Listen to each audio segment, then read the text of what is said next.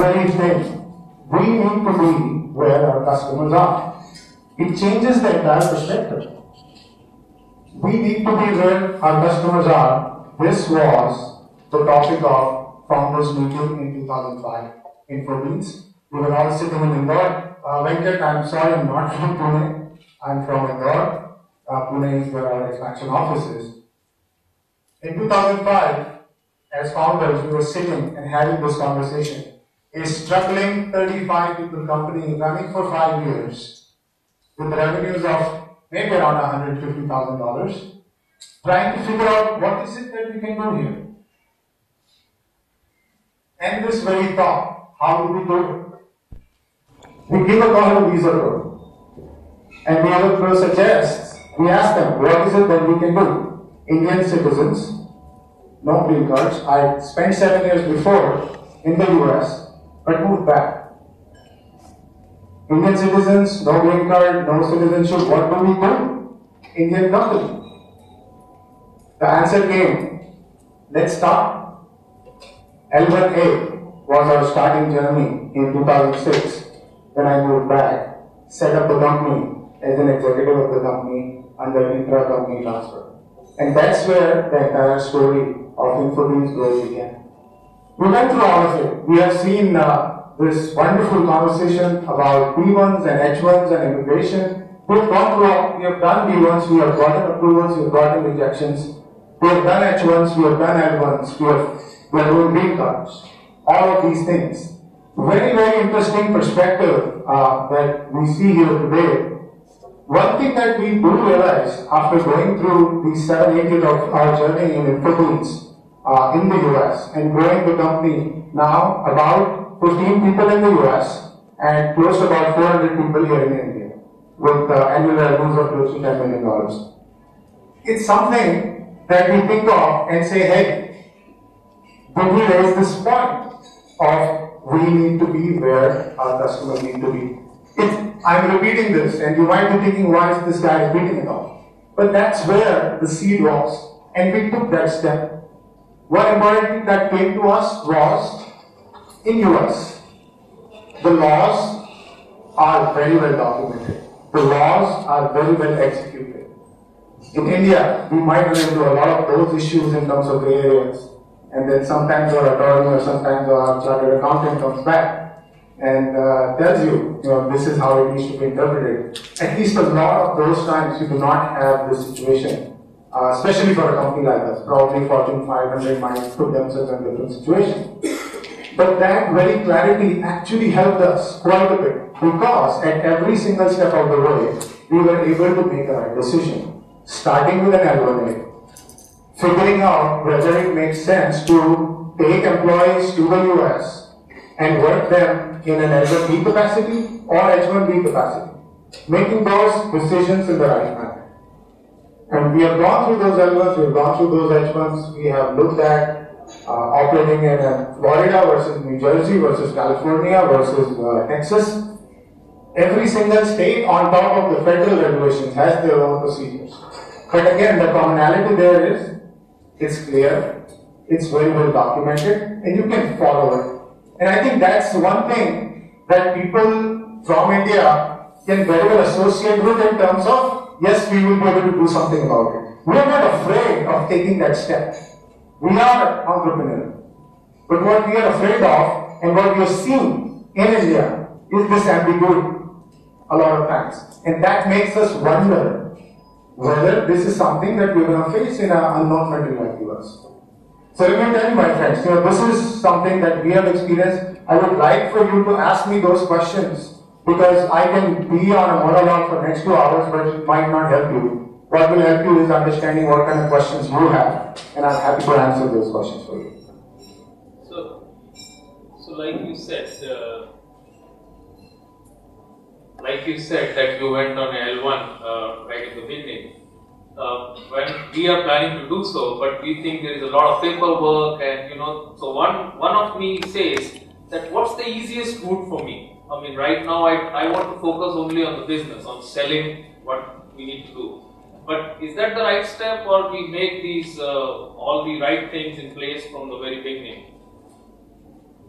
I think one point that Venkat mentioned was when somebody approaches you with a problem, they would look at it from a long-term perspective. And trust me, this type of situation we go through, Venkat actually made me write a 140-page business plan before he would say, all right, you are ready for an L1. Again, the question is whether you can find a shortcut or not.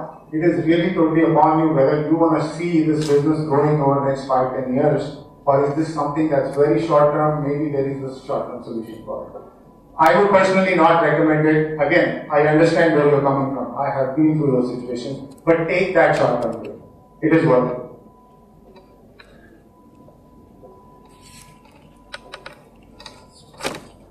So yeah, I'm in a similar situation like you, and I've been trying to expand the Oakland office in the US. So what has been your consideration? I'd like to hear from you in terms of choosing on the particular state or on the basis of taxes and regulations. Again, there's the complexity of having the right set of people and the environment around you. Being a technology company, specifically Silicon makes an obvious choice, but you have tax institutions to go along with. What was your thoughts and how do you tackle that?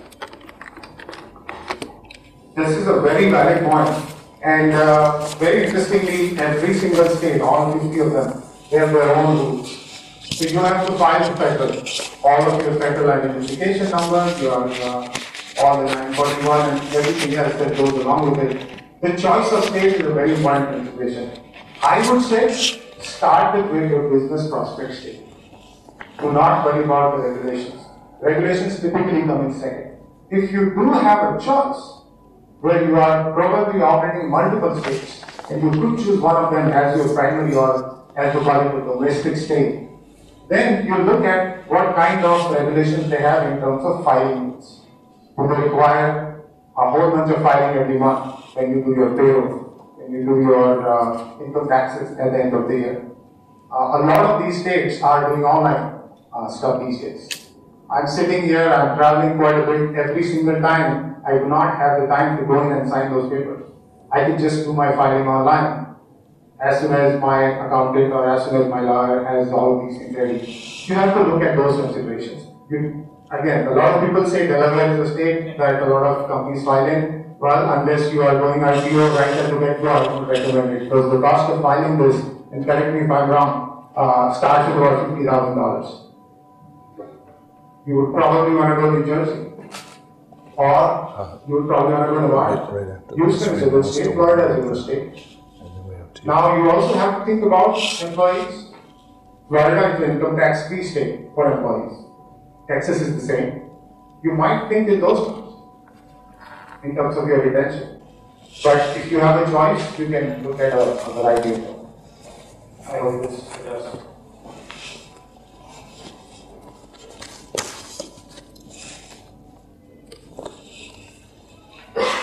Basic question, like we have been very focused on the client, right? So we have to get the requirements, we have to get the clients. But now where are the situations like, you have to deliver a person or probably, you have to address the client's requirement. And if you talk about visa processing, and it's all the time consuming one. So have you been in a situation where, yes, you have to deliver a client and you have to cater the requirement, at the same time you are not violating the the immigration compliances as well?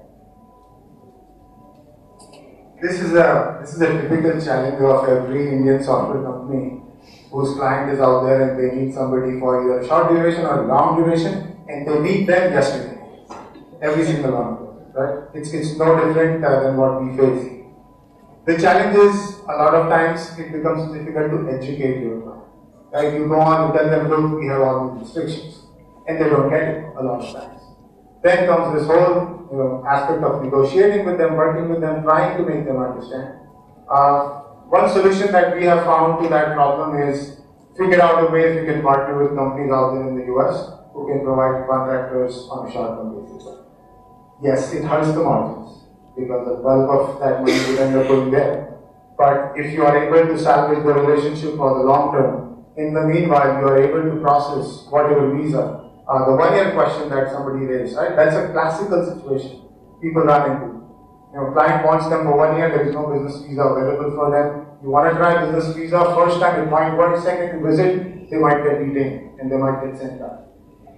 And these situations are not pretty situations, but again, we need to look at what kind of operating environment and trade barriers that we have been presented with, and just figure out a way to solve that problem. A lot of companies, and I'm speaking for the small ones also, a lot of companies are trying to figure out if they can do Canada as a near-shore location. A lot of companies are trying to figure out if they can do Mexico as their near-shore location, where the visa laws or norms may not be as strict, or the timing might just work out. It's not between April and October and your client comes back to you in November or December, asks you to do this thing. You want to wait another year, or you might try other innovative ways. So there are ways in which you can start to do it. It's a genuine problem. There is not a magic bullet that can solve it all, but we all have to just continue dealing with it in different ways.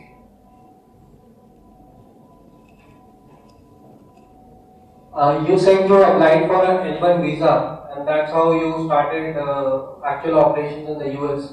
So can you walk through what you did before you applied for an L1 visa? Did you create a US company? You had a physical office or not? How did you go through that process? And also, how much does it cost in today's money? So L1 is two different categories. L1 is L1A and L1B.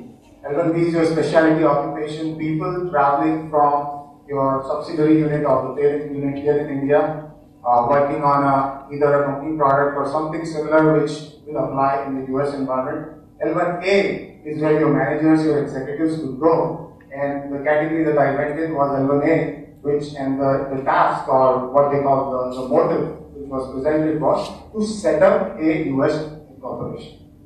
Now, what US government does is they allow you to set up the company, so you do not have to have everything ready for you.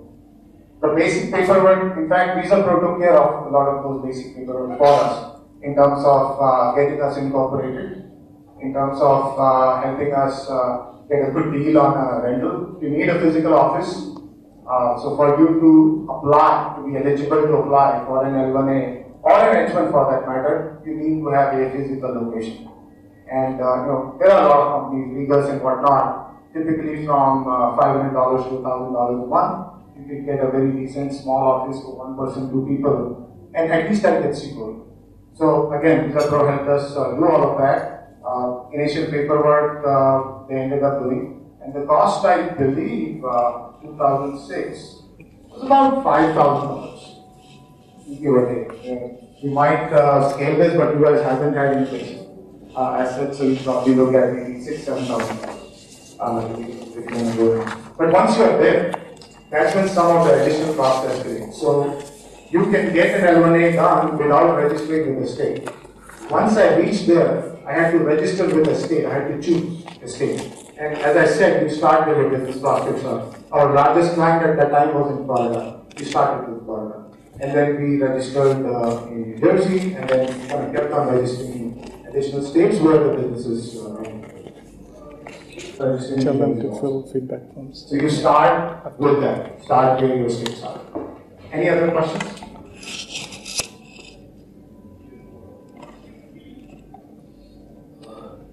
Yeah, I wanted to understand when you said that you started your operation in Florida. So did you decide in terms of which type of, whether it's an S corp or C corp or LLC, and why, whatever you have decided, why? Very good question. It comes up all the time. Why you make a choice of incorporation the way you do it. For us, it was a relatively simpler decision. We formed an incorporation, and what they call it as a corporation. Okay. The reason being, InfoBeans is a private limited company registered here with ROC. So it just makes things easier for us. There are certain regulations with respect to limited liability partners and limited liability corporations, but then there are a whole bunch of issues and compliances to deal with. And I'm sure people at VisaPro are a lot more experienced than I am on those issues. We look at it from a perspective of shareholders. We look at it from the perspective of board meetings, our experience of what we had done here in India, which made it much easier for us to just simply do an incorporation. So that's really the choice that we made out there. We are running out of time, but I'm available for some more time if anybody has any questions. Happy to help. Mitesh, I have a question for you. Oh, sure. Your company headquarters is in San Ramon, California, correct? Correct. Okay. As you know, California, if not the highest state tax rate, is probably in the top 2 or 3. I think it's the highest now. We just, in our infinite wisdom, raised our taxes. But so what outweighs the high taxes to keep you in California? As I said, you go where your business prospects are. If you have people working in California, you have to file their payroll tax. You have to file returns on the income that you earn in that state because your people are working in that state. So there is no choice but to stay in California anyhow.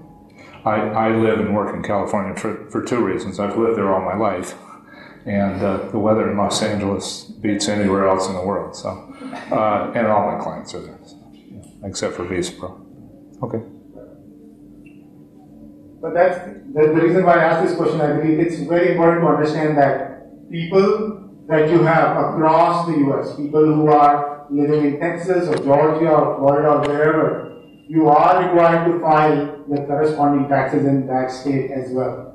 One federal return is definitely there, but if you have 5 people spread across 5, you are filing 5 additional taxes. Yes, it's a pain, it's administrative, but it is straightforward. And it is very clearly documented, and most of them are online. So it feels like you're going through all these administrative hassle and going through it, but then at the end of the day, you have to look at it from the point of view of whether it justifies the business you are doing over there or not. That's it. Thank you very much for listening.